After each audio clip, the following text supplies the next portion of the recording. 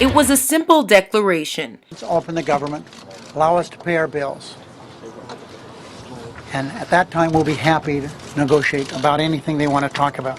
Senate Democrats rallied behind Senate Majority Leader Reid, showing their support for ending the government shutdown by showing they are willing to negotiate on anything. If they put down the gun and they say, let's negotiate, we're for it.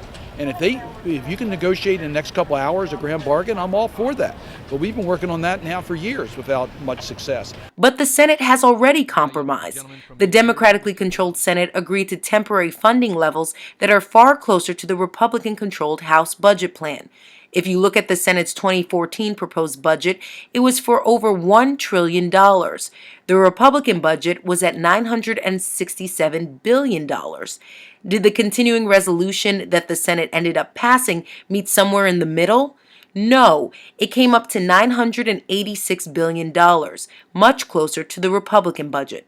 Senate Democrats' desire for a grand bargain, or a great betrayal as economist Bill Black has named it, isn't sitting very well with those on the House side. Some in the Progressive Caucus warned that further cuts to entitlements should not be on the table. Everything is not on the table for me, and number one. Number two, more importantly, Democrats have already compromised. As far as I'm concerned, we've already compromised too much. I voted against the sequester, and yet the sequester was implemented. The Senate continuing resolution is significantly below the sequester number. I don't understand why we would have a sequester on top of a sequester. And for me, the sequester was a massive compromise, one that was too far for me. I did not support it. And now we want to compromise further on that. And on top of that, if there's any possibility of throwing delay of health care in, even though, again, I voted for health care, I don't think it's a perfect bill. I'm happy to try to fix it. There are things in there I would like to fix, but I'm not happy to throw it out and to stop the experiment. Though talk of a grand bargain is heating up on the Hill, the first step will be to get the government up and running again. The House passed a bill that would create a bipartisan group of 10 House members and 10 senators to come up with a budget deal. But critics see this as deja vu of the super committee of 2011, and they argue that this is just another tactic for Republicans to try to get their way. They agreed to accept the much lower Republican budget figure, the House figure. They surrendered the Senate position. This was a proposal that Boehner had presented to them back in July. They accepted this deal. And then Boehner decided that after pocketing that major concession, that he wanted more.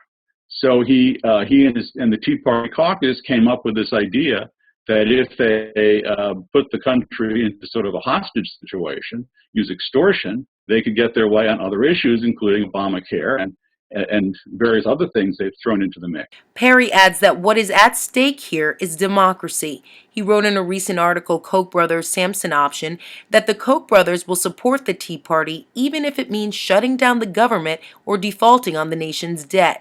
Ultimately, Perry says this is a way for them and other right-wing billionaires to void the democratic process. They feel that for them to maintain control of this country, as sort of the white power structure has for over 200 years, that it's now necessary to take these kinds of extreme steps, pulling down the entire temple on top of themselves if necessary to ensure that they get their way. Not just that they can obstruct various programs and various democratic approaches, but that they can actually now dictate the kind of outcome they want. If they don't get it, they'll take these steps to wreak havoc. And if the people in the White House or people across the country want to avoid that havoc, they have to surrender. But surrender does not sound like a viable option for these protesters on Capitol Hill. On Wednesday, government employees went to the steps of the Capitol with one simple message for Congress. I just really want to get back to work. I feel I have an important job to do, and I want to be able to do it, but they won't let me. For the Real News Network, Jessica Devereaux, Washington.